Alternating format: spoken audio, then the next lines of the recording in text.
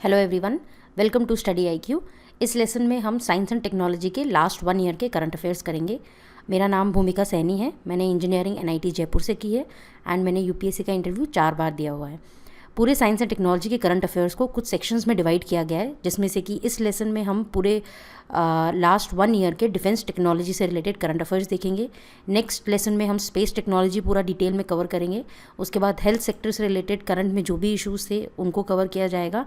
Biotechnology से related current में issues जैसे कि 3 parent baby etcetera, nuclear technology से रिलेटेड करंट इश्यूज़ और जो भी चीज़ें इसके अलावा रहेंगी वो मिसलेनियस सेक्शन में अलग से देखी जाएगी। तो आइए अपन फर्स्ट डिफेंस टेक्नोलॉजी से रिलेटेड करंट अफेयर्स देखते हैं। फर्स्ट न्यूज़ थी medium range surface to air missile, जो कि MRSM भी कहते हैं इसको शॉर्ट में। ये इंडिया और इजराइल की को डेवलपमेंट है, तो दोनों ने जॉइंटली डेवलप की है। पहली बार ऐसा हुआ है जब इंडिया में MRSM सिस्टम को टेस्ट किया गया है, तो ये इसलिए इम्पॉर्टेंट है प्रीलिम्स के लिए। ऐसा ही एक सिमिलर मिसाइल है बराक 8 मिसाइल, जो कि इंडिया और इजराइल दोनों ने डेवलप की है और वो नेवी के जो नए डिस्ट्रॉयर्स हैं उसमें यूज़ होती है।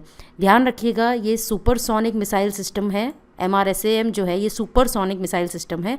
इसका मेन ऑब्जेक्टिव है एयरबॉर्न थ्रेट को काउंटर करना। एयरबॉर्न थ्रेट मतलब कोई भी इनकमिंग एयरक्राफ्ट हो, कोई भी इनकमिंग हेलीकॉप्टर हो, इनकमिंग मिसाइल्स हों, इन सबको इंटरसेप्ट करना और उनको काउंटर करना। तो इसकी रेंज है 50 to 70 किलोमीटर और ये कोई भी एरियल थ्रेट को न्यूट्रलाइज करने के कैपेबल है। इसमें कुछ ऐसे सिस्टम भी इंक्लूड किए गए हैं जैसे कि मल्टी फंक्शनल सर्विलेंस और threat alert radar, mainly track करने के लिए कि कोई भी इनकमिंग मिसाइल हो उसको ट्रैक या डिटेक्ट करने के लिए। तो ध्यान रखिएगा, MRSAM फर्स्ट टाइम टेस्ट किया गया इंडिया में। ये इंडिया और इजराइल का जॉइंट वेंचर है। इसको एयरबॉर्न थ्रेट को काउंटर करने के लिए मतलब ये मेन इसका ऑब्जेक्टिव है एंड इसका स्ट्राइक रेंज जो है वो 50 to 70 किलोमीटर है। ये सिमिलर है बराक 8 मिसाइल जैसा। ये है MRSAM। बाकी अपन डिटेल में देख ही चुके हैं। नेक्स्ट बराक 8 मिसाइल, जो मैंने अभी आपको कहा कि ये भी एक मिसाइल है जो इंडिया और इजराइल दोनों ने जॉइंटली डेवलप की है। ये long range surface to air nuclear capable missile है और ये बैलिस्टिक मिसाइल है। ध्यान रखिएगा, 2 तरीके की मिसाइल्स होती है। एक होती है बैलिस्टिक मिसाइल जिनका की पाथ जो है वो प्रोजेक्टाइल मोशन में होता है इस तरह से, और एक होती है क्रूज मिसाइल जो बिल्कुल सीधे जाती है। ये जनरली सरफेस के पास में होती है और ये काफ़ी ऊपर तक जाके ये इनका डिस्टेंस भी काफ़ी ज़्यादा होता है। तो ये बैलिस्टिक मिसाइल है। दोनों का पाथ जो है वो डिफरेंट होता है। इसका प्रोजेक्टाइल पाथ होता है, ये बिल्कुल सीधे जाती हैं। इंडिया ने सक्सेसफुली बराक 8 LRSAM अभी टेस्ट किया है। वापस से जैसा मैंने कहा कि इंडिया और इजराइल का को डेवलपमेंट है। इस मिसाइल का कॉन्फ़िगरेशन दोनों LRSAM के लिए भी है और MRSAM के लिए भी है। Long range surface to air missile है और ये medium range surface to air missile है। बराक मिसाइल की कैपेबिलिटी जो है 70 to 90 किलोमीटर है। ध्यान रखिएगा, MRSAM की कैपेबिलिटी आपने अभी देखी वो थी 50 to 70 किलोमीटर। तो दोनों की रेंज जो है वो डिफरेंट है। इस मिसाइल का अगेन यूज़ वही है कि कोई भी एयरबॉर्न थ्रेट को काउंटर करना, जैसे कि कोई इनकमिंग एयरक्राफ्ट हो, हेलीकॉप्टर हो, कोई भी एंटीशिप मिसाइल हो या फिर अनमैन्ड एरियल व्हीकल जिनको ड्रोन्स भी कहते हैं, इस तरह की कोई भी इनकमिंग थ्रेट होगा तो उसको ये काउंटर कर सकती है। बराक मिसाइल को दोनों मैरीटाइम और लैंड बेस्ड वर्जन्स दोनों से वो लॉन्च किया जा सकता है। तो ये बराक मिसाइल है, इस तरह की ये मिसाइल है। नेक्स्ट अपन करते हैं फ्लाइंग डैगर्स 45। ये फ्लाइंग डैगर्स 45 एक्चुअली तेजस जो इंडिया का इंडिजिनस एयरक्राफ्ट है उसी का ही नाम फ्लाइंग डैगर्स 45 किया गया है। ये उन 2 एयरक्राफ्ट्स के लिए फ्लाइंग डैगर्स 45 नाम रखा गया है जो अभी रिसेंटली इंडियन एयरफोर्स में इंडक्ट किए गए हैं। तो ध्यान रखिएगा, फ्लाइंग डैगर्स 45 से रिलेटेड क्वेश्चन आए तो actually Tejas light combat aircraft ही है। ये lightest multi role supersonic aircraft है। ध्यान रखिएगा, ये सुपरसोनिक एयरक्राफ्ट है। इसमें air to air missile, air to surface missile, antiship missile, bombs, rockets etcetera इस एयरक्राफ्ट में रखे जा सकते हैं। और जैसा मैंने कहा कि इंडिजिनस है, तो ये हिंदुस्तान एरोनॉटिकल लिमिटेड, DRDO और एरोनॉटिकल डेवलपमेंट एजेंसी, इन तीनों ने मिलके इसका पूरा डिज़ाइन और डेवलपमेंट किया है। ये जो इसके ऊपर मल्टी रोल रडार है तेजस के ऊपर, वो इंडियन इजराइल जॉइंट वेंचर है। तो अगर देखा जाए तो LCA तेजस जो है ये पूरा इंडिजीनियसली डेवलप्ड है। ये मल्टी रोल फाइटर जेट है। जैसा मैंने कहा कि ये स्मॉलेस्ट और लाइटेस्ट है सुपरसोनिक कॉम्बैट एयरक्राफ्ट की कैटेगरी में। तो ध्यान रखिएगा, ये सुपरसोनिक कॉम्बैट एयरक्राफ्ट है। ये किस चीज़ को रिप्लेस करेगा? MiG-21 फाइटर्स हैं जो इंडिया ने रशिया से इम्पोर्ट किए थे, ये उनको रिप्लेस करेगा क्योंकि अब वो काफ़ी मतलब एजिंग हो गई है उनकी। और इसको जैसा अभी आपने करा कि HAL ने, DRDO, ADA, इन 3 ऑर्गेनाइजेशन ने इसका डिज़ाइन और डेवलपमेंट किया है। इसकी जो रेंज है लगभग 400 किलोमीटर है। ये close to air to ground operations के लिए मेनली यूज़ किया जाएगा। और दो अभी रिसेंटली ये जो LCA तेजस है उनको इंडियन एयरफोर्स में इंडक्ट किया गया है, उनका नाम रखा है फ्लाइंग डैगर्स 45।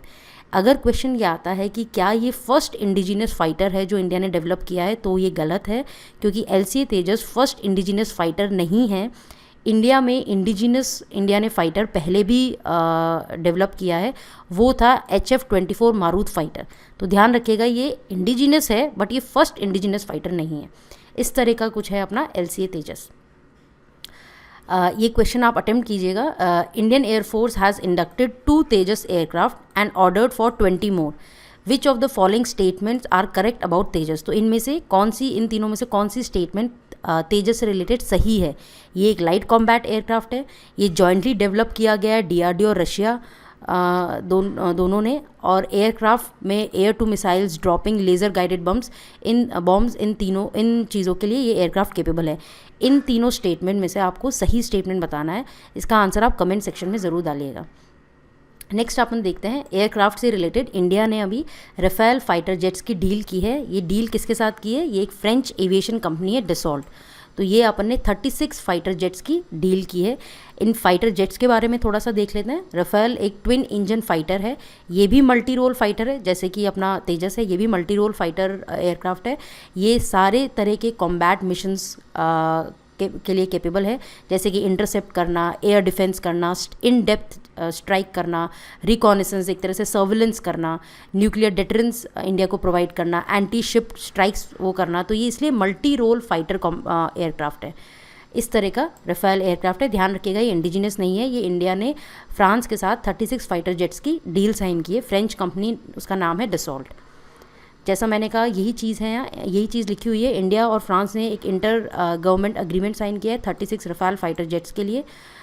ये इंडिया की फर्स्ट एयरक्राफ्ट डील है आफ्टर लेट 1990s। लेट 1990 में अपन ने सुखोई एयरक्राफ्ट की डील की थी रशिया के साथ।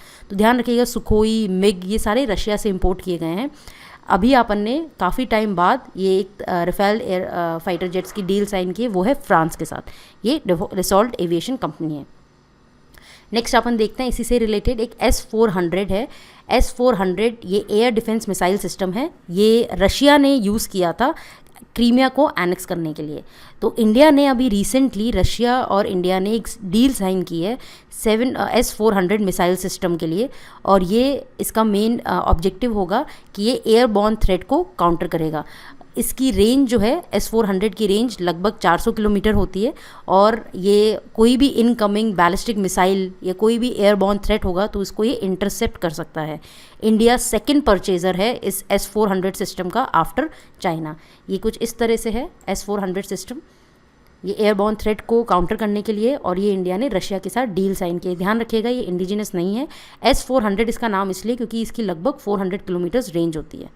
नेक्स्ट अपन करते हैं कुछ शिप्स देख लेते हैं, क्योंकि पिछले साल UPSC ने एक क्वेश्चन पूछा था INS अष्टादनी से रिलेटेड, वो क्या है। तो इससे रिलेटेड अपन जो भी अभी करंट में न्यू शिप्स थी वो अपन एक बार देख लेते हैं। एक INS तिलंचंग थी, ये एक water jet fast attack aircraft है। ध्यान रखिएगा ये रिसेंटली अभी इंडियन नेवी में कमीशन हुई है। ये थर्ड शिप है, टोटल 4 शिप्स हैं जो कि water jet fast attack aircraft की शिप्स हैं, जिसमें कि INS तरमुगली, तिहाऊ, INS तरस, ये 3 है, प्लस अभी ये चौथी INS तिलंचंग जो है ये 4th है इस सीरीज़ में, water jet fast attack craft की सीरीज़ में, और ये इंडिजीनियसली डिज़ाइंड एंड बिल्ट है। तो ध्यान रखिएगा इंडिजीनियसली डिज़ाइंड एंड बिल्ट है। इसका एक बार ऑब्जेक्टिव देख लेते हैं। इसका ऑब्जेक्टिव मेन ये है कि ये कोस्टल सर्विलेंस के लिए, एक्सक्लूसिव इकोनॉमिक जोन के कंट्रोल के लिए, मैरीटाइम एरिया में लॉ एनफोर्समेंट के लिए, और कुछ नॉन मिलिट्री मिशन जैसे कि सर्च एंड रेस्क्यू, कुछ ह्यूमैनिटेरियन असिस्टेंस या फिर डिज़ास्टर मैनेजमेंट के रिस्पेक्ट में भी इसको यूज़ किया जा सकता है। तो इस तरह की है ये INS तिलंचंग। नेक्स्ट अपन देखते हैं मार्मागाओ। ये भी एक शिप है, इंडिजीनियसली बिल्ट है। ये एक गाइडेड मिसाइल डिस्ट्रॉयर है। एक इंडिया में प्रोजेक्ट 15 है जिसके अंदर अपनी गाइडेड मिसाइल डिस्ट्रॉयर्स बनती है। तो ध्यान रखिएगा, एक प्रोजेक्ट 15 है जिसमें गाइडेड मिसाइल डिस्ट्रॉयर्स बनती है, एक प्रोजेक्ट 75 है जिसमें कि इंडिया की सबमरीन्स बनती है। तो ये प्रोजेक्ट 75 भी इंपॉर्टेंट है, ये न्यूज़ में था, इसको अपन आगे देखेंगे। तो इस तरह की एक मार्मागाओ शिप है जो प्रोजेक्ट 15 के अंदर गाइडेड मिसाइल डिस्ट्रॉयर जिसके अंडर अपन बनाते हैं उसमें ये बनी है। तो अभी रिसेंटली मार्मागाओ शिप ये बनी थी। इसमें काफ़ी नए डिज़ाइंस इनकॉर्पोरेट किए गए हैं, जैसे कि इम्प्रूव्ड सर्वाइवेबिलिटी, काफ़ी लंबे समय तक ये सर्वाइव करे, स्टेल्थ टेक्नोलॉजी इसमें इंक्लूड की गई है। तो ये सारी चीज़ें इसमें न्यू एडवांस फीचर्स डाले गए हैं। नेक्स्ट अपन देखते हैं INS चेन्नई। ये भी एक गाइडेड मिसाइल डिस्ट्रॉयर है। ये भी अभी रिसेंटली कमीशन हुई थी इंडियन नेवी में। इसमें इस शिप की एक कैपेबिलिटी ये है, ये भी इंडिजिनसली बिल्ट है, ध्यान रखिएगा। इस शिप की खासियत ये है कि ये nuclear, biological, chemical warfare condition तीनों में ये फाइट कर सकती है। और जैसा कि मैंने कहा कि ये इंडिजिनसली बिल्ट है, तो ये अपना जो मेक इन इंडिया के अंदर अपन चाह रहे हैं कि मैक्सिमम चीज़ें इंडिया में ही बनाएं, तो ये उस प्रोजेक्ट को भी फुलफ़िल करती है। तो ये INS चेन्नई है, ये भी प्रोजेक्ट 15 के अंदर गाइडेड मिसाइल डिस्ट्रॉयर है। नेक्स्ट अपन देखते हैं खंडेरी सबमरीन। जैसा कि मैंने आपको कहा था, प्रोजेक्ट 75 और प्रोजेक्ट 15 ये दो चीज़ें याद रखिएगा। प्रोजेक्ट 75 जो है उसके अंदर इंडिया सबमरीन्स बनाता है। ये अपन ने खंडेरी सबमरीन जो है ये सेकंड स्कॉर्पियन सबमरीन अपन ने अंडर प्रोजेक्ट 75 बनाई है। ये माझगांव डॉक्स लिमिटेड यहाँ बनाई गई थी। ये एक आइलैंड है, island fort of Maratha forces name. Khanderi जो है ये आइलैंड फोर्ट है मराठा फोर्सेस का, उसके नाम पर रखी गई है। ये फिर भी इतना इंपॉर्टेंट नहीं है, बट ये ध्यान रखिएगा कि ये इसका नाम दूसरा, ये सेकंड सबमरीन है अंडर प्रोजेक्ट 75 और इससे टॉर्पीडोज़ को लॉन्च किया जा सकता है, एंटीशिप मिसाइल्स को लॉन्च किया जा सकता है। तो ये सारे थ्रेट्स को, मैरीटाइम थ्रेट्स को काउंटर करने के लिए है। इसमें मल्टीफेरियस टाइप्स ऑफ मिशंस आप इससे कर सकते हो, जैसे कि anti surface warfare, anti submarine warfare, intelligence gathering के लिए, माइन लेइंग के लिए और पूरे उस एरिया के सर्विलेंस के लिए। तो इन चीज़ों के लिए खंडेरी सबमरीन यूज़ हो सकती है। ये है खंडेरी सबमरीन, ध्यान रखिएगा इंडिजिनियसली बिल्ड है, ये मेक इन इंडिया का सिंबल है। तो ये इंडिजिनियसली बिल्ड है प्रोजेक्ट 75 के अंडर, और ये सेकंड जो सबमरीन है जो प्रोजेक्ट 75 के अंडर बनी है। फर्स्ट सबमरीन जो थी वो थी INS कालवेरी। ये first indigenous scorpion class stealth submarine थी। ये भी प्रोजेक्ट 75 के अंडर बनी है, इंडिजिनियसली बनी है, और ये माझगांव डॉक लिमिटेड वहाँ बनी है ये। पर ध्यान रखिएगा ये फ्रेंच कंपनी जो है, French naval defence and energy company DCNS, इसके कोलैबोरेशन में बनी है। इसको टाइगर शार्क भी कहा जाता है क्योंकि ये काफ़ी सारे ऑपरेशंस कर सकती है, जैसे कि anti submarine warfare, intelligence gathering, mine laying, area surveillance, इन सारे ऑपरेशंस को ये अच्छी तरह से कर सकती है। ठीक है, नेक्स्ट अपन करते हैं airborne early warning and control system. तो ये है अपना नेत्रा। नेत्रा मतलब जो अभी रिसेंटली इंडिया ने अपना खुद का airborne early warning and control system India ने लॉन्च किया है। ये इंडिजिनियसली डेवलप किया गया है और अपन इसको पूरा डिटेल में देख लेते हैं। ये first indigenously developed airborne early warning and control system launch किया इंडिया ने। इसका नाम है नेत्रा। ध्यान रखिएगा, इसको जिसके ऊपर लगाया गया है वो है एक ब्राज़ीलियन एम्ब्रेयर 145 जेट, और जिसको कि इंडियन एयरफोर्स में इंडक्ट किया गया है। तो आप ये देख सकते हैं, ये है नेत्रा, जिसको कि airborne early warning and control system भी कहते हैं, और ये है ब्राज़ीलियन जेट। ये इंडिजिनसली डेवलप किया गया है। किसने डेवलप किया है? DRDO ने डेवलप किया है। इंडिया 4th नेशन है जिसने ये बनाया है, जैसे कि US के पास है, रशिया के पास ऑलरेडी है, इज़राइल के पास ऑलरेडी है। अभी तक जब तक अपने पास ये नेत्रा नहीं था तब अपन इज़राइल का फैल्कन अवाक सिस्टम यूज़ करते थे, तो ये अपन ने इज़राइल से इंपोर्ट किया था। बट अब अपने पास खुद का नेत्रा सिस्टम है। इसकी रेंज ध्यान रखिएगा 200 किलोमीटर्स है। इसकी जो डिग्री कवरेज है वो है 240 डिग्रीज कवरेज है। इसमें state of art electronic scan radar भी है, सेकेंडरी सर्वेलेंस रेडार भी है। तो ये काफ़ी अच्छा एक airborne early warning and control system India में इंडिजिनसली डेवलप किया गया है। ध्यान रखिएगा जो अपन अभी यूज़ करते हैं वो फाल्कन अवाक्स है, वो इज़राइली मतलब कंपनी ने बनाया है। और इसकी जो फाल्कन की रेंज है, फाल्कन अवाक्स की जो रेंज है वो 400 किलोमीटर्स थी और 360 डिग्रीज़ का कवरेज था। बट जो इंडिजिनियसली अपन ने डेवलप किया है नेत्रा, उसकी जो रेंज है वो 200 किलोमीटर्स है और उसका 240 डिग्रीज़ कवरेज है। तो आप ये देख सकते हैं। इसका एक और एक इमेज है, ये है Netra airborne early warning and control system, और ये ब्राज़ीलियन जेट है। नेक्स्ट अपन देखते हैं कामोव। कामोव जो है ये हेलीकॉप्टर्स हैं जो कि इंडिया और रशिया के एक डील साइन हुई है, उसके अंदर अपन जॉइंटली प्रोड्यूस करेंगे लगभग 200 कामोव हेलीकॉप्टर्स। तो इस तरह के ये हेलीकॉप्टर्स हैं और इनका पूरा नाम है कामोव KA-2260 हेलीकॉप्टर्स।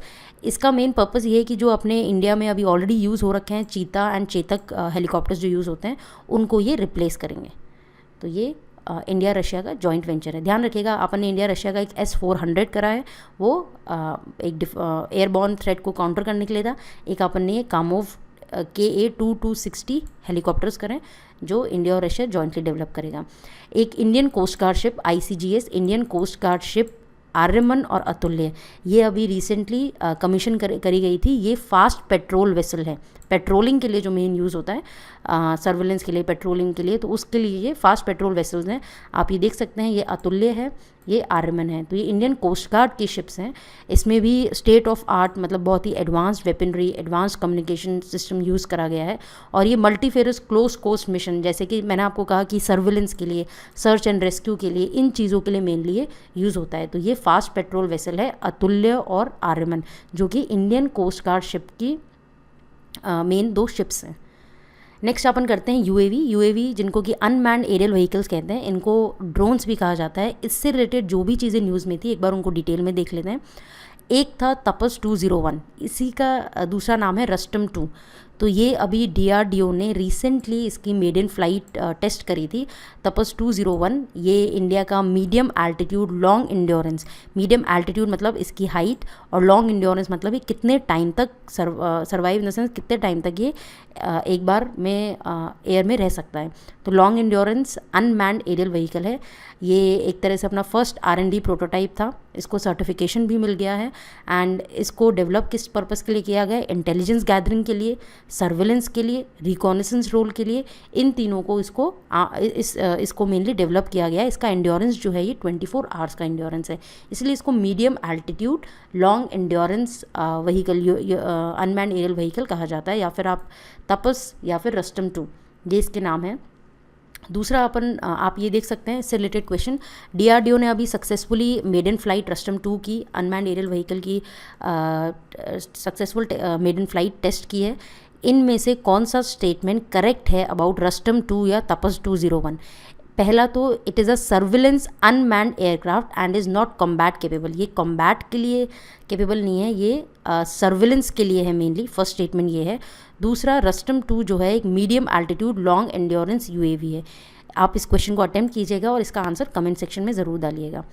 नेक्स्ट अपन देखते हैं UAV से रिलेटेड और कौन सी न्यूज़ थी। एक थी कि अभी एक एरो इंडिया 2017 एक शो हुआ था, उसमें बहुत अच्छा डिस्प्ले हुआ था अनमैन्ड एरियल व्हीकल्स का। तो ये इसमें डोमेस्टिक कंपनीज़ ने भी पार्टिसिपेट किया था, इंडिया की खुद की कंपनीज़ ने, और ओवरसीज़ फॉरेन कंपनीज़ ने भी पार्टिसिपेट किया था। इंडिया क्योंकि बहुत ही हेविली इन्वेस्ट कर रहा है अनमैन्ड व्हीकल्स में, अपने को ग्राउंड पर भी, सी और एयर तीनों के लिए अपन अनमैन्ड व्हीकल्स को डेवलप करना चाह रहे हैं। और DRDO, national aeronautics limited, Hindustan aeronautics limited, ये काफ़ी सारे ड्रोन प्रोजेक्ट्स पर काम कर भी रही है। और ऐसा माना जाता है कि DRDO एक पॉलिसी डॉक्यूमेंट ड्रोन्स के लिए बाय 2020 एक प्लान कर रहा है, एक पॉलिसी डॉक्यूमेंट निकालने के लिए। तो अपन देखते हैं कि अभी जैसा आपने कहा कि DRDO काफ़ी सारे प्रोजेक्ट्स में इन्वॉल्व है, तो अपन मेन प्रोजेक्ट्स देख लेते हैं। ये हो सकता है कि UPSC प्री में आ जाए। तो एक है कि DRDO is developing unmanned ground vehicles under its Muntra project. तो मुंत्रा प्रोजेक्ट ध्यान रखिएगा, मुंत्रा प्रोजेक्ट के अंदर अपन अनमैन्ड ग्राउंड व्हीकल्स वो कर रहे हैं। ध्यान रखिएगा, there is a fundamental difference. एक UAV क्या होता है और UGV क्या होता है, इन दोनों में डिफरेंस है। ये एयर में रहेगा, अनमैन्ड एरियल व्हीकल है, ये अनमैन्ड ग्राउंड व्हीकल है। तो इस अनमैन्ड ग्राउंड व्हीकल को अपन मुंत्रा प्रोजेक्ट के अंदर बना रहे हैं। इसमें 2 पार्ट्स हैं, मुंत्रा N है और मुंत्रा M है। तो N जो है, N मतलब कि न्यूक्लियर, बायोलॉजिकल और केमिकल सर्विलेंस के लिए, M जो है वो माइन डिटेक्शन मिशन के लिए। तो ध्यान रखिएगा, M मतलब माइन डिटेक्शन मिशन, N मतलब न्यूक्लियर, बायोलॉजिकल और केमिकल रिकॉनेसेंस के लिए है। ठीक है, अब अपन एक रिसेंटली ये यूएवी की रेगुलेशंस भी आई थी न्यूज़ में। सारे यूएवी को किस तरह से रेगुलेट किया जाए इंडिया में, इससे रिलेटेड रेगुलेशंस निकाली थी। तो अपन एक एक करके देख लेते हैं। एक है कि यूएवीज़ को जो भी ऑपरेट करेगा इंडिया में, उसको एक सेपरेट यूनिक आइडेंटिफिकेशन नंबर चाहिए होगा। वो नंबर जो है directorate general of civil aviation से मिलेगा। तो एक तो हर कोई भी जो भी यूएवी को ऑपरेट कर रहा है उसको यूआईएन चाहिए होगा, वो डीजीसीए से मिलेगा। दूसरा, सारे सिविल यूएवीज़ उनको एक ऑपरेटर परमिट चाहिए होगा, एक परमिट लेना होगा उनको, अगेन डीजीसीए से। तीसरा जो है यूआईएन, जो कि अपन ने अभी देखा कि एक नंबर मिलेगा, वो सिर्फ या तो इंडियन सिटीज़न को मिलेगा या फिर कोई कंपनी जिसका कि चेयरपर्सन और उसके 2/3 जो डायरेक्टर्स होंगे वो इंडियन होंगे। तो ध्यान रखिएगा, ये मेनली इंडियन सिटीजन्स के यूज़ के लिए ही करा गया है कि एक तो इंडियन सिटीज़न उसको करेगा यूज़, या फिर कोई कंपनी जिसमें कि चेयरपर्सन या 2/3 जो डायरेक्टर्स हैं उसके इंडियन सिटीजन्स हों। तीसरा इसमें एक रेगुलेशन ये है कि कोई भी यूएवी अगर उसको बेचना है या उसको डिस्पोज करना है किसी और पर्सन को या किसी फर्म को, तो वो डीजीसीए से परमिशन लेनी पड़ेगी। बिना डीजीसीए के परमिशन के वो सेल या डिस्पोज नहीं कर सकता। इसके अलावा डीजीसीए ने पूरी एक गाइडलाइंस निकाली है जिसमें कि सारे जो रिमोट जो पायलट्स होंगे जो उनको यूएवीज़ को ऑपरेट करेंगे उनकी ट्रेनिंग होगी, वो सारे पायलट जिनकी एज 18 ईयर्स से ज़्यादा है। उसके बाद कोई भी ड्रोन्स का इंपोर्ट करना, अगर किसी को इंपोर्ट करना है किसी कंट्री से, तो उसको पहले अप्रूवल या परमिशन लेनी होगी डीजीसीए से। इसके अलावा जो अनमैन्ड एरियल व्हीकल के ऑपरेशंस हैं, जो कि या तो 200 फीट या फिर 200 फीट से ऊपर अबव द ग्राउंड लेवल, उन्हीं को ही परमिट लेना होगा डीजीसीए से। 200 फीट के नीचे वालों को परमिट नहीं लेना होगा। इसके अलावा इंटरनेशनल ऑपरेशंस अगर आप यूएवी का करते हो, अगर कोई वाटर पर या international operation in the sense कि इंडिया के बॉर्डर के बाहर या इंडिया के मतलब इंटरनेशनल बॉर्डर्स पर, ये स्ट्रिक्टली प्रोहिबिटेड है, ये इसके लिए परमिशन नहीं दी जाएगी। तो ये मेन यूएवी से रिलेटेड रेगुलेशंस थे। उसके बाद अपन ने अभी यूएवी का इतना सारा पढ़ा, तो एक बार देख लेते हैं कि प्रेजेंटली इंडिया में कौन कौन से यूएवीज़ हैं। मेन नाम आपको पता होनी चाहिए, प्री के लिए इंपॉर्टेंट है। पहला है रस्तम। ध्यान रखिएगा, अभी अपन ने तपस 201 करा था, वो रस्तम 2 था, वो एक तरह से एडवांस वर्जन है रस्तम का। तो पहला अपना रस्तम था। इसको भी जैसा कि मैंने कहा कि डीआरडीओ ही इंडिजिनियसली इसको बना रही है। डीआरडीओ की ही एरोनॉटिकल डेवलपमेंट इस्टेब्लिशमेंट है, ये डीआरडीओ के अंडर ही काम करती है। इसका main medium altitude long endurance है। ये इंटेलिजेंस, सर्वेलेंस, रिकॉनेसेंस के लिए है। इसमें short and long range payloads भी कैरी कर सकते हैं, और इसके अंदर इलेक्ट्रॉनिक और कम्युनिकेशन इंटेलिजेंस के लिए भी आप इक्विपमेंट्स कैरी कर सकते हो। तो मेनली इंटेलिजेंस, सर्वेलेंस और रिकॉनेसेंस के लिए। नेक्स्ट अपन देखते हैं निशान। इसको भी डीआरडीओ के अंदर जो एडीई है, एरोनॉटिकल डेवलपमेंट एस्टैब्लिशमेंट, उसी ने ही बनाया है। इसको बैटल फील्ड सर्वेलेंस के लिए और रिकॉनेसेंस के लिए, अगर कोई बैटल हो रहा है इंडिया का किसी कंट्री के साथ, तो उसके ऊपर सर्वेलेंस के लिए, टारगेट्स को ट्रैक करने के लिए और आर्टिलरी फायर करेक्शन के लिए, कि अपना जो अपन अटैक करें थ्रू आर्टिलरी फायर वो बिल्कुल प्रिसाइज लोकेशन पर जाए। तो इसके लिए बैटलफील्ड सर्वेलेंस के लिए मेनली यूज़ किया जाता था। बट अभी क्योंकि काफ़ी सारे इसके क्रैश हो गए थे, तो आर्मी ने डिसाइड किया कि इसको और आगे इंडक्ट नहीं किया जाए। नेक्स्ट है पंची। इसको भी एडीई ने डेवलप किया है। ये सारे इंडिजिनियसली डेवलप्ड हैं। ये व्हील्ड वर्जन है यूएवी निशांत का। ये लैंड से और जनरली वो टेक ऑफ कर सकता है छोटी सी एयर स्ट्रिप से भी, इनको ज़्यादा लंबा रनवे नहीं चाहिए।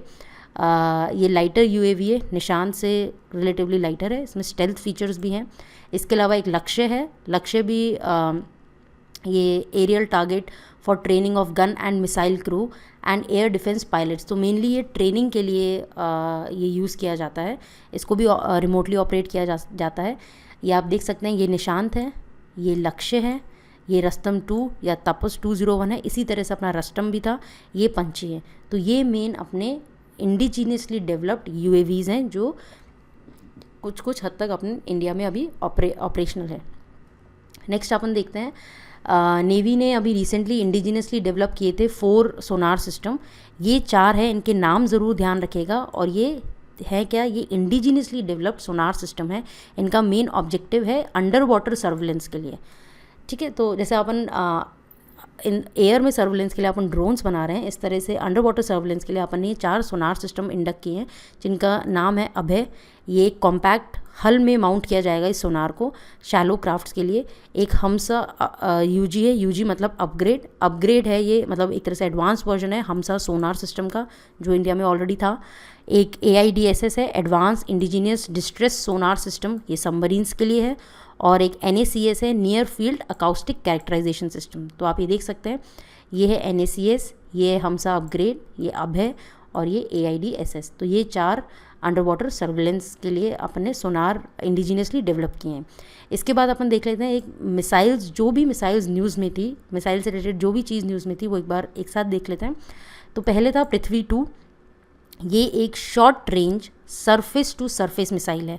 ये जो मिसाइल है ये इंडिया में एक IGMDP प्रोग्राम है, वो 1983 में लॉन्च हुआ था ये प्रोग्राम। और इस प्रोग्राम को मेन जो एक तरह से लीडरशिप दी थी वो थे doctor APJ Abdul Kalam. IGMDP programme के अंदर ही अपनी पृथ्वी मिसाइल बनी है। ये एक short range surface to air missile है। ये इस मिसाइल का जो टारगेट रेंज है वो 350 किलोमीटर तक ये इसकी रेंज है और ये 500 kg का न्यूक्लियर वॉरहेड कैरी कर सकती है। ये first indigenously build ballistic missile है। तो ध्यान रखिएगा, IGMDP प्रोग्राम के अंदर अपन काफ़ी सारी बैलिस्टिक मिसाइल्स बनाते हैं, जैसे कि अपन ने अग्नि बनाई है या फिर पृथ्वी बनाई है। पृथ्वी अपनी first indigenously build ballistic missile है। ये लिक्विड और सॉलिड फ्यूल्स दोनों से ऑपरेट हो सकती है और इसमें कन्वेंशनल और न्यूक्लियर ये दोनों पेलोड जा सकते हैं। पेलोड मतलब जो वॉरहेड होता है जिससे कि एक्चुअली अटैक होता है, उसमें कन्वेंशनल या ट्रेडिशनल वॉरहेड्स भी यूज़ हो सकते हैं और न्यूक्लियर वॉरहेड भी यूज़ हो सकते हैं। तो ये अपनी पृथ्वी जो कि first indigenously built ballistic missile है जो कि IGMDP प्रोग्राम के अंदर बनी थी। इसके बाद जैसे मैंने कहा कि अग्नि मिसाइल, ये भी अपनी बैलिस्टिक मिसाइल है। तो ये इसमें काफ़ी सारी मिसाइल्स हैं, जैसे कि अग्नि 1 है, इसकी रेंज लगभग 700 से 1200 है। अग्नि 2 इसकी रेंज लगभग 2000 से 2500 है। इस तरह से इनकी रेंज बढ़ती चली जा रही है। अग्नि 5 जो है वो न्यूज़ में थी, ये इंटर कॉन्टिनेंटल बैलिस्टिक मिसाइल है जिसको ICBM भी कहते हैं। ये इंडिया की फर्स्ट ICBM है। ICBM इसको इसलिए कहा गया है क्योंकि एक कॉन्टिनेंट से दूसरे कॉन्टिनेंट तक इसको भेजा जा सकता है। इसकी रेंज लगभग 5000 किलोमीटर रेंज है। एंड अग्नि 6 जो है ये भी अपनी दूसरी इंटर कॉन्टिनेंटल बैलिस्टिक मिसाइल होगी, बट इसकी रेंज काफ़ी बढ़ा दी गई है और ये अभी अंडर डेवलपमेंट है, ये अभी बनी नहीं है। अग्नि 5 न्यूज़ में थी। तो आइए अग्नि 5 से रिलेटेड कुछ चीज़ें देख लेते हैं। अग्नि 5 इंडिया की इकलौती वो है जिसमें कि मर्फ कैपेबिलिटी या मर्फ टेक्नोलॉजी है। मर्फ टेक्नोलॉजी क्या है? ये एक multiple independently targetable re entry vehicle है। इसका मतलब ये है कि आप ये पूरा पेलोड देख रहे हैं, ये जो पूरा है इसमें इंडिपेंडेंट वॉरहेड्स हैं। ये जो अलग अलग आप वॉरहेड्स देख रहे हैं ये इंडिपेंडेंट वॉरहेड्स हैं। अब अग्नि 5 में इस तरह के इंडिपेंडेंट वॉरहेड्स होंगे।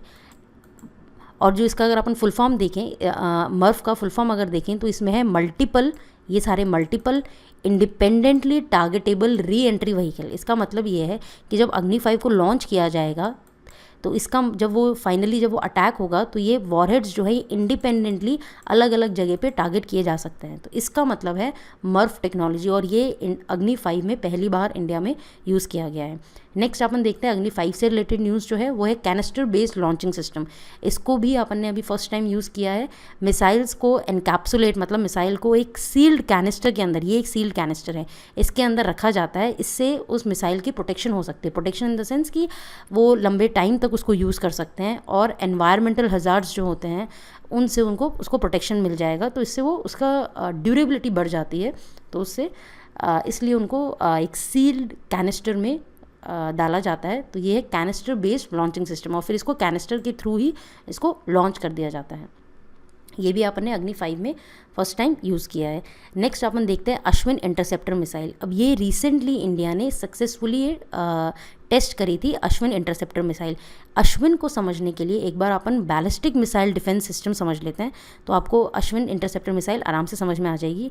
पहली बात तो अभी फ़िलहाल US, रशिया और इजराइल ये 3 कंट्रीज़ हैं जिनके पास खुद का बैलिस्टिक मिसाइल डिफेंस सिस्टम है।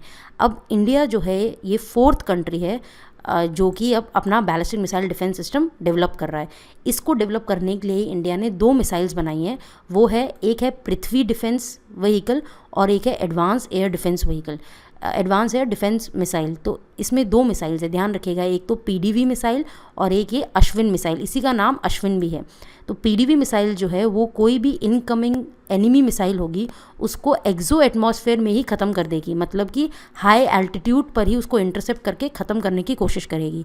नेक्स्ट जो है उसके बाद अश्विन मिसाइल सिस्टम है, वो एंडो एटमॉस्फेयर में, मतलब कि अगर 30 किलोमीटर से अंदर जो भी इनकमिंग मिसाइल होगी उसको अश्विन उसको इंटरसेप्ट करेगी और उसको डिस्ट्रॉय करने की कोशिश करेगी। तो इस तरह से अपन ने डबल लेयर डिफेंस सिस्टम बनाया है। ये अपना बैलिस्टिक मिसाइल डिफेंस सिस्टम है। मैंने आपको पहले भी बताया था, बैलिस्टिक मिसाइल जिसका कि प्रोजेक्टाइल मोशन होता है। कोई भी सपोज एनिमी मिसाइल है, आप इस डायग्राम में देख सकते हैं, अगर यहाँ से एनिमी मिसाइल लॉन्च हुई है, यहाँ से इंडिया का पहले तो इसको एनिमी मिसाइल को ट्रैक करेंगे। इसको ट्रैक कैसे कर सकते हैं, इसको अवाक सिस्टम, जो कि मैंने आपको बताया, नेत्रा जो है इंडिया का इंडिजिनियसली डेवलप नेत्रा जो है, उसको उसके थ्रू, रडार के थ्रू अपन इसको इंटरसेप्ट कर सकते हैं। जब इसको इंटरसेप्ट कर लेंगे तो ग्राउंड पे वो इन्फॉर्मेशन देगा। इसके बाद अपन अपनी सबसे पहले पीडीवी लॉन्च करेंगे, पृथ्वी डिफेंस व्हीकल। इसको कोशिश करेंगे कि एक्सो एटमॉस्फेयर में ही इस मिसाइल को ख़त्म कर दे। उसके बाद अपन जो अपनी सेकंड जो 2 tier ballistic missile defence system मैंने बताया, पीडीवी जो है उसको एक्सो एटमॉस्फेयर में ही ख़त्म कर देगी, और जो अश्विन मिसाइल है वो उसको एंडो एटमॉस्फेयर में ख़त्म करने की कोशिश करेगी, जैसा कि 30 किलोमीटर के अंदर अंदर उसको ख़त्म करने की कोशिश करेगी। तो ये अपना 2 टियर्ड बैलिस्टिक मिसाइल डिफेंस सिस्टम है। ये इंडिजीनियसली डेवलप्ड है बाय डीआरडीओ, और इंडिया इसको बनाने के बाद 4th ऐसी कंट्री बन जाएगा, क्योंकि यूएस, रशिया और इजराइल के पास ऑलरेडी है। तो नेक्स्ट अपन देखते हैं इसके बाद जो मिसाइल से रिलेटेड न्यूज़ थी, ब्रह्मोस मिसाइल। ये काफ़ी टाइम न्यूज़ में रहता है। ये अभी न्यूज़ में इसलिए था क्योंकि अपन ने MTCR की जो मेंबरशिप ली है उसके बाद अपन इसकी रेंज बढ़ा रहे हैं। तो पहले एक बार ब्रह्मोस के बारे में देख लेते हैं। ब्रह्मोस है क्या, ये एक सुपरसोनिक क्रूज मिसाइल है। ध्यान रखिएगा, ये बैलिस्टिक मिसाइल नहीं है, ये क्रूज मिसाइल है। इसमें 300 kg का वॉरहेड अपन लेके जा सकते हैं। ये जॉइंट वेंचर है between India and Russia. BrahMos का अगर आप इसको बाइफरकेट करें तो ये ब्रह्मपुत्रा और ये MOS फॉर मॉस्कोवा रशिया में रिवर है। तो इस तरह से 2 रिवर्स के नाम पर रखा गया है, और क्योंकि ये जॉइंट वेंचर है इंडिया और रशिया का। अब न्यूज़ में ये इसलिए था क्योंकि अभी जब इंडिया ने MTCR missile technology control regime की मेंबरशिप ली है, उसके बाद इसकी रेंज को इंक्रीज़ करने के लिए कहा जा रहा है कि अभी लगभग इसी 290 किलोमीटर तक रेंज थी, अब इसको 300 किलोमीटर से ज़्यादा इसकी रेंज बढ़ाने की बात हो रही है। तो एक बार ये देख लेते हैं। ये ब्रह्मोस मिसाइल है, क्रूज़ मिसाइल इंडिया और रशिया के बीच की। 290 किलोमीटर लगभग इसकी रेंज थी, बट इसको 300 किलोमीटर से ज़्यादा बढ़ाने की कोशिश कर रहे हैं। MTCR क्या है ये अभी हम आगे आने वाली स्लाइड्स में देखेंगे। इसके अलावा ध्यान रखिएगा, ये सुपरसोनिक मिसाइल है। इसकी जो स्पीड है वो लगभग 2.8 मैक से लेकर 3 मैक तक है। 1 Mach is equals to speed of sound होता है, तो ये 2.8 से 3 मैक के बीच में इसकी स्पीड है। ये वर्ल्ड की fastest anti ship cruise missile जो कि अभी ऑपरेशनल है, ये वो है। इसको अलग अलग प्लेटफॉर्म से लॉन्च किया जा सकता है। इसको लैंड से लॉन्च किया जा सकता है, इसको शिप से लॉन्च किया जा सकता है, इसको एयर से, सबमरीन से, चारों जगह से लॉन्च किया जा सकता है। तो ये ब्रह्मोस के बारे में था। एक निर्भय मिसाइल है, ये भी इंडिया की क्रूज़ मिसाइल है, इंडिजीनियसली डेवलप्ड ही है।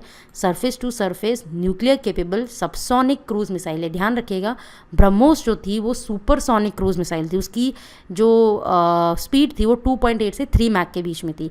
निर्भय जो है वो सबसोनिक क्रूज़ मिसाइल है, ये भी इंडिजीनियसली डेवलप्ड है।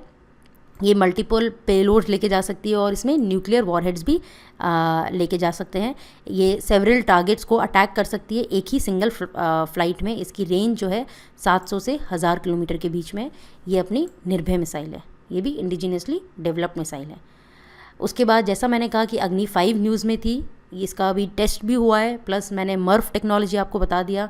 मैंने आपको कैनिस्टर सिस्टम वाला पूरा न्यूज़ में जो चीज़ थी वो भी बता दिया है।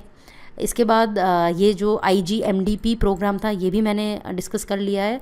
डॉक्टर APJ अब्दुल कलाम के अंडर ये पूरा प्रोजेक्ट हुआ था, 1983 में लॉन्च हुआ था। इसके अंदर अपनी काफ़ी सारी बैलिस्टिक मिसाइल्स डेवलप हुई है, जैसे कि surface to surface short range जो बैलिस्टिक मिसाइल है वो पृथ्वी, यही फर्स्ट इंडिजिनियस बैलिस्टिक मिसाइल भी थी इंडिया की।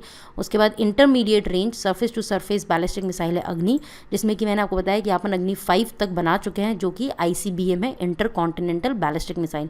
उसके बाद short range low level surface to air missile है, ध्यान रखिएगा सरफेस टू एयर है, ये सरफेस टू सरफेस और ये भी सरफेस टू सरफेस थी। तो सरफेस टू एयर में त्रिशूल है, सरफेस टू एयर में ही आकाश है, बट ये शॉर्ट रेंज है और ये मीडियम रेंज है। तो त्रिशूल और आकाश अपनी सरफेस टू एयर मिसाइल है। फिर अपनी एक third generation anti tank missile भी है, ये एक तरह से जो बैटल्स में टैंक यूज़ होते हैं उनको अटैक करती है, उस मिसाइल का नाम है नाग। ठीक है, तो ये सारी इंडिजिनियसली डेवलप्ड है। अभी रिसेंटली अग्नि 4 का भी एक टेस्ट किया गया था, वो टेस्ट फायरिंग हुई थी और वो काफ़ी सक्सेसफुल थी। तो अग्नि 4 ये भी न्यूक्लियर केपेबल मिसाइल है, इसकी स्ट्राइक रेंज लगभग 4000 किलोमीटर है, सरफेस टू सरफेस मिसाइल है। उसके बाद इसमें लगभग 1 टन तक का अपन न्यूक्लियर पेलोड या न्यूक्लियर वॉरहेड लेके जा सकते हैं। इसमें एक proper ring laser gyro based inertial navigation system है, जो कि इसकी पूरा जो नेविगेशन है उसको गाइड करता है। तो ये अग्नि 4 से रिलेटेड था। अग्नि, पृथ्वी, त्रिशूल, आकाश, नाग, ये सारी मिसाइल्स को ध्यान रखिएगा। उसके बाद अपन ने ब्रह्मोस मिसाइल करी, निर्भय, ये दोनों क्रूज़ मिसाइल थी।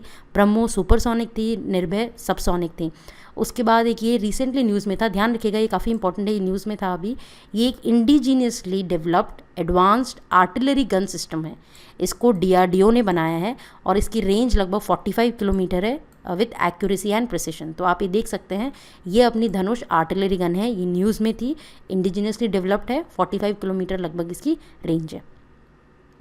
नेक्स्ट बाबर 3 मिसाइल, ऑल्दो ये इंडिया की मिसाइल नहीं है, बट अगर ऑप्शन में हो तो आप इसको ध्यान में रखिएगा। बाबर 3 मिसाइल जो है ये अभी रिसेंटली पाकिस्तान ने इसका सी बेस्ड वेरिएंट जो है लॉन्च किया था। इस तरह की ये बाबर मिसाइल है, सिर्फ इसलिए मैंने इसको डाला है ताकि आप अगर ऑप्शंस में आए तो आप समझ जाए कि इंडिया की मिसाइल नहीं है, ये पाकिस्तान की मिसाइल है। नेक्स्ट, जैसा कि मैंने आपको कहा था कि MTCR को ज्वाइन करने के बाद इंडिया ब्रह्मोस की रेंज बढ़ा रही है। अब ऐसा क्यों कर रही है, तो इसलिए आपको MTCR पता होना चाहिए। MTCR जो है मिसाइल टेक्नोलॉजी कंट्रोल रेजिम है, ये एक तरह से एक इनफॉर्मल अंडरस्टैंडिंग है जो अमंग स्टेट्स, मतलब जो भी जिन भी स्टेट्स ने इसको ज्वाइन किया उनके अंदर उनके अंडर एक इनफॉर्मल अंडरस्टैंडिंग है। इसका मेन ऑब्जेक्टिव है कि अपन प्रोलिफरेशन ऑफ मिसाइल्स और मिसाइल टेक्नोलॉजी को कंट्रोल करें। प्रोलिफरेशन मतलब फैलना, एक तरह से कि मिसाइल टेक्नोलॉजी को स्प्रेड होने से अपन लिमिट करें, तो ये इसका मेन ऑब्जेक्टिव है। ये MTCR जो है ये 1987 में फॉर्म हुआ था G7 इंडस्ट्रियलाइज कंट्रीज़, जिसमें कि Canada, France, Germany, Italy, Japan, UK, US, ये सारी कंट्रीज़ इसमें आती है। इसमें अभी प्रेजेंटली इंडिया के ज्वाइन करने के बाद 35 कंट्रीज़ हैं जो कि MTCR की मेंबर्स हैं। जैसा मैंने आपको कहा कि MTCR में ये टोटल 35 कंट्रीज़ हैं। इसको ज्वाइन करने से इंडिया को क्या फ़ायदा होगा एक बार देख लेते हैं। MTCR को ज्वाइन करने के बाद इंडिया जो है वो हाई एंड मिसाइल टेक्नोलॉजी को परचेज़ कर पाएगा। अलग अलग कंट्रीज़ के साथ वो जॉइंट वेंचर कर सकता है। ऑलरेडी अपना जॉइंट वेंचर है ब्रह्मोस में रशिया के साथ, अपन जो है उसकी रेंज बढ़ा सकते हैं। तो ये सारे इसके फ़ायदे हैं जो कि इंडिया MTCR को ज्वाइन करने के बाद अवेल कर सकता है। अब MTCR में जो ऑब्जेक्टिव मैंने आपको कहा कि प्रोलिफरेशन ऑफ मिसाइल्स को लिमिट करने के लिए, इसमें रॉकेट सिस्टम्स भी आते हैं, इसमें अनमैन्ड एरियल व्हीकल्स भी आते हैं, और जो भी रिलेटेड टेक्नोलॉजी है, कोई भी टेक्नोलॉजी जिससे कि 500 kg का पेलोड अप टू 300 किलोमीटर, या not up to, at least 300 kilometre, मतलब मिनिमम 300 किलोमीटर की रेंज होनी चाहिए उसकी, चाहे वो अनमैन्ड एरियल व्हीकल हो, चाहे वो मिसाइल हो, कोई भी ऐसा सिस्टम जिसमें कि 500 kg पेलोड कैरी करने की क्षमता है और वो 300 किलोमीटर तक की उसकी रेंज हो, जिससे कि वेपन्स ऑफ मास डिस्ट्रक्शन को एक तरह से डिलीवर किया जा सकता है। तो ये MTCR का मेन ऑब्जेक्टिव है। तो MTCR का ऑब्जेक्टिव मैं आपको बता ही चुकी हूँ, वेपन्स ऑफ मास डिस्ट्रक्शन को कंट्रोल करने के लिए, जिसमें कि ध्यान रखिएगा 500 kg तो उसका पेलोड होना चाहिए और 300 किलोमीटर उसकी, एटलीस्ट 300 किलोमीटर उसकी रेंज होनी चाहिए। इसके बाद MTCR और UN के बीच में कोई रिलेशन है क्या? ऐसा कोई भी फॉर्मल रिलेशन नहीं है, ये UN के अंडर नहीं है, ध्यान रखिएगा। ऑल्दो यूएन के जो प्रिंसिपल्स हैं कि पीस प्रमोट करना है, नॉन प्रोलिफरेशन होना चाहिए, एक्सपोर्ट कंट्रोल एफर्ट्स लिए जाने चाहिए, उनको ये कंप्लाई करती है, बट ये एज सच यूएन के अंडर कोई भी फॉर्मल ऑर्गेनाइजेशन नहीं है, कोई फॉर्मल लिंकेज नहीं है यूएन और एमटीसीआर के बीच में। ध्यान रखिएगा। इसके बाद एक चीज़ और ये ध्यान रखिएगा कि एमटीसीआर जो है वो एक ट्रीटी नहीं है। इसका मतलब ये है कि इसमें कोई भी लीगली बाइंडिंग ऑब्लिगेशंस नहीं है। ध्यान रखिएगा, इंडिया ने जब एमटीसीआर को ज्वाइन किया है तो एमटीसीआर एक इनफॉर्मल अंडरस्टैंडिंग है अमंग इट्स मेंबर, ये कोई भी लीगली बाइंडिंग ऑब्लिगेशंस नहीं लगाता है। तीसरा इसमें ध्यान रखिएगा, इसका ऑब्जेक्टिव जो है वो प्रोलिफरेशन ऑफ मिसाइल्स या कोई भी वेपन ऑफ मास डिस्ट्रक्शन को के लिए जो भी चीज़ केपेबल है, जैसे कि यूएवीज, मिसाइल्स, रॉकेट सिस्टम, इनको लिमिट करने के लिए है, जिसकी की क्षमता जो है 500 केजी का पेलोड कैरी करने की और एटलीस्ट उसकी 300 किलोमीटर रेंज होनी चाहिए। तो ये है एमटीसीआर की ट्रीटी। इसको साइन करने के बाद अपन अपनी ब्रह्मोस मिसाइल की जो रेंज है वो बढ़ाना चाह रहे हैं, प्लस अपन अब आराम से high end technology related to missile वो इंपोर्ट कर सकते हैं, जॉइंट वेंचर में जा सकते हैं। इसके बाद एक ये इम्पॉर्टेंट है न्यूज़ में, आईएनएस सर्वेक्षक, ये न्यूज़ में था, ये इंडिया की first ship to use solar energy on board. आप देख सकते हैं ये सोलर पैनल्स लगे हुए हैं, ये आईएनएस सर्वेक्षक है, ये पूरी सोलर एनर्जी पर चलेगी। इनफैक्ट ये फर्स्ट शिप है इंडिया में और हो सकता है कि ये फर्स्ट शिप हो वर्ल्ड में to use solar energy on board. तो ये पूरी सोलर पैनल्स इसमें लगे हुए हैं। नेक्स्ट अपन देखते हैं स्वाति। स्वाति है एक वेपन लोकेटिंग रडार जो कि इंडिजिनियसली डेवलप किया है डीआरडीओ ने ही, उसी के ही एक electronics and radar development establishment ने। इसका मेन जो ऑब्जेक्टिव है, ये अपने को फास्ट, ऑटोमेटिक और एक एक्यूरेट लोकेशन बताएगा एनिमी के वेपन्स कहाँ हैं और जिस भी जगह से रॉकेट्स फायरिंग वगैरह हो रही हैं तो इनकी प्रिसाइज लोकेशन बता देगा। इस लोकेशन को जानने के बाद अपन अपनी जो आर्टिलरी है उसको प्रॉपरली गाइडेड वे में यूज़ कर सकते हैं। तो ये एक वेपन लोकेशन, इसमें 2 रोल्स होंगे इसके। एक तो वेपन को लोकेट करेगा कि उनके वेपन्स कहाँ हैं, कहाँ से फायरिंग हो रही है, और फिर अपनी आर्टिलरी को ये पूरा डायरेक्ट करेगा। तो इस तरह का अपना ये स्वाति रडार है, ये इंडिजिनियसली डेवलप्ड है बाय डीआरडीओ। ये एक वेपन लोकेटिंग रडार है कि कहाँ से कहाँ उनके वेपन्स हैं और कहाँ से वो फायरिंग हो रही है। नेक्स्ट अपन देखते हैं आईएनएस अरिहंत। ये भी न्यूज़ में था। ये इंडिया की nuclear powered ballistic missile submarine है। इनफैक्ट ये इंडिया की first indigenously constructed nuclear submarine है। न्यूक्लियर सबमरीन का मतलब ये है कि उसका जो फ्यूल है या वो न्यूक्लियर पावर्ड है, मतलब कि वो न्यूक्लियर एनर्जी के थ्रू चलेगी। इसको रशिया की हेल्प से under advance technology vessel project इसको स्टार्ट किया गया था। इसके अंदर एक 83 मेगावाट का एक pressurised light water nuclear reactor है जिससे कि ये पूरी चलती है। उसके बाद आप ये देख सकते हैं, ये है आईएनएस अरिहंत। इस अरिहंत में अपन न्यूक्लियर वेपन्स को भी लेके जा सकते हैं। ये अपने को एक अश्योर्ड सेकंड स्ट्राइक कैपेबिलिटी देती है। सेकंड स्ट्राइक कैपेबिलिटी मतलब किसी ने भी सपोज अपने पे न्यूक्लियर अटैक किया तो अपन उस अटैक के बाद किस तरह से रिटेलिएट करते हैं, उसका मतलब है सेकंड स्ट्राइक कैपेबिलिटी। तो ये है आईएनएस अरिहंत। ये न्यूक्लियर पावर्ड है और ये न्यूक्लियर कैपेबल मिसाइल्स भी लेके जा सकती है।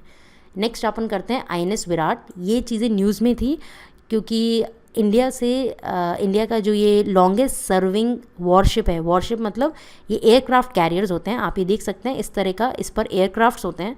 ये एयरक्राफ्ट कैरियर्स है जिस पे ये पूरा रनवे बना हुआ है। इस तरह का अपना आईएनएस विराट था। ये लॉन्गेस्ट सर्विंग वॉरशिप बन गई है आईएनएस विराट। इसको अभी डीकमीशन किया है इंडियन नेवी ने। इसका नाम गिनीज बुक ऑफ रिकॉर्ड में भी है क्योंकि ये लॉन्गेस्ट सर्विंग वॉरशिप हो गई है वर्ल्ड की। ध्यान रखिएगा, ये इंडिजीनियसली डेवलप नहीं थी, ये अपन ने ब्रिटिश नेवी से ली थी। तो अपन एक बार इंडिया में जो एयरक्राफ्ट कैरियर्स हैं उनके बारे में देख लेते हैं क्योंकि न्यूज़ में था, तो सारे एयरक्राफ्ट कैरियर्स को एक साथ पढ़ लेते हैं। इंडिया के पास एट प्रेजेंट सिर्फ एक ही एयरक्राफ्ट कैरियर है, वो है आईएनएस विक्रमादित्य। और ये एयरक्राफ्ट कैरियर जो है ये इंडिजीनियस नहीं है, ये अपन ने रशिया से लिया है। ये अभी करंटली ऑपरेशनल है। दूसरा जो एयरक्राफ्ट कैरियर अपने पास था आईएनएस विराट, इसको अभी रिसेंटली अपन ने डीकमीशन किया है। ये एक लॉन्गेस्ट सर्विंग वॉरशिप बन गई है। ये Guinness book of world record में इसका नाम है और ये अपन ने ब्रिटिश नेवी से ली थी। तीसरी चीज़ जो है, अपन एक अपना फर्स्ट इंडिजीनियस एयरक्राफ्ट बना रहे हैं जिसका नाम होगा आईएनएस विक्रांत। ये लगभग 40,000 टन की शिप होगी और ये अभी इंडियन नेवी कोची शिपयार्ड पे डेवलप कर रही है। तो ये अपना फर्स्ट इंडिजीनियस होगा और अभी फ़िलहाल जो अपन यूज़ कर रहे हैं वो इंडिजिनस नहीं है।